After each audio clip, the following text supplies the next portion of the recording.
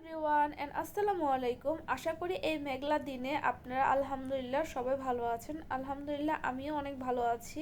তো আজকে যেহেতু বৃষ্টি হচ্ছে, গতকালকে থেকে আজকে পর্যন্ত এখনও অনবরত বৃষ্টি হচ্ছে, তো ঝটপট একটা আইডিয়া বের করে ফেললাম। যেহেতু বৃষ্টির দিনে খিচুড়ি না রান্না করলেই তো নয়, তো আজকে আমরা লেচকা খিচুড়ি রান্না করব গরুর মাংস দিয়ে।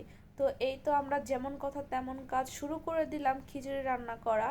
বৃষ্টির দিনে খিচুড়ি পছন্দ করে না এরকম লোক কিন্তু আমার জানাশোনা আমি কখনো দেখি নাই। আর যারা যারা খিচুড়ি প্রেমিক আছেন সবাই কিন্তু সাড়া দিবেন আর এই ভিডিওতে একটা করে কমেন্ট করে যাবেন। তো কার কার খিচুড়ি পছন্দ। তো ফ্রিজ থেকে আদা রসুন বাটা নামিয়ে রেখেছি সকালবেলায়। তো এই তো আগে হচ্ছে গরুর মাংসটা আমরা কষায় ফেলতেছি, আমি আর আমার যা মিলে দুজন মিলে রান্না করতেছি আজকে। আর একটা কথা কি জানেন, গরুর মাংস পছন্দ করে না এরকম মানুষ কিন্তু খুব কমই দেখা যায়। ঠিক আছে, আর গরুর মাংসটা কিন্তু খুব লোভনীয় একটা খাবার। সবারই কিন্তু এই গরুর মাংসটা খুব পছন্দ।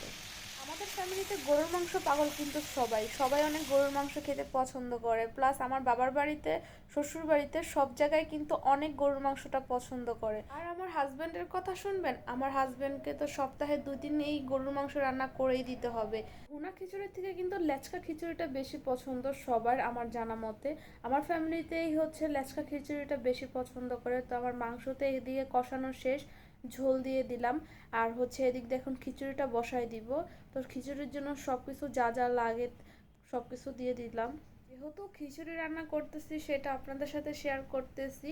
তো আমার বিয়ের আগের কিছু ঘটনাও আপনাদের সাথে আজকে আমি শেয়ার করি। যখন আমার বিয়ে হয় নাই তখন আমি সপ্তাহে 3 দিনেই 2 দিনই হচ্ছে জোলাবাত্তি খেলতাম। আর জোলাবাত্তির সাথে মেবি সবাই অনেক পরিচিত ছোটবেলায়, যেটাকে বলে চড়ুই ভাতি। তো যাই হোক, আমরা এটা আমাদের ভাষায় জোলাবাত্তি বলে থাকি। আমরা কয়দিন পর পর হচ্ছে খিচুড়ি রান্না করতাম। খিচুড়ি রান্না করে আমার চাচাতো বোনেরা সবাই মিলে রান্না বান্না করে হাঁড়ি পাতিল ওইভাবে রেখে আসতাম। পরে হচ্ছে আমার মা বা আমার চাচিরা সবাই এগুলা ধুয়ে দিত। আর আমাদের অনেক চিল্লাচাল্লি করতো আমাদের সাথে। আবার যখন পরবর্তীতে আমরা আবার খেলতে যেতাম জুলাবাত্তি, তখন তারা আমাদের কমিটমেন্ট দিয়ে নিত যে জুলাবাত্তি খেলবা ঠিক আছে, কিন্তু নিজেদের হাঁড়ি পাতিল নিজেরা ধুয়ে রাখতে হবে। তখন আমরা বলতাম যে হ্যাঁ, আমরা নিজেরা হাঁড়ি পাতিল নিজেরা ধুয়ে রাখবো। কিন্তু পরবর্তীতে আবার সেম একই কাহিনী করতাম, রান্না বান্না খাওয়া দাওয়া শেষ করে আমরা হাঁড়ি পাতিলের কোনো খোঁজ খবরই রাখতাম না। যেভাবে নষ্ট করে রাখতাম ওইভাবেই থাকতো। পরবর্তীতে আবার আমার মা চাচিরা সবাই মিলে হচ্ছে এই হাঁড়ি পাতিলগুলোকে ধুয়ে রাখতো। আর এই ঘটনা আপনাদের সাথে আমার হঠাৎ কেন জানি শেয়ার করতে ইচ্ছে করলো বিধায় আমি কিন্তু শেয়ার করলাম।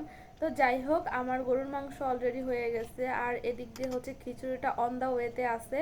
তো এই তো আমি গরুর মাংসের গ্যাসটা অফ করে দিলাম। আর এই তো আমার খিচুড়ি হয়ে যাচ্ছে, অনেকটা ফুটে আসছে।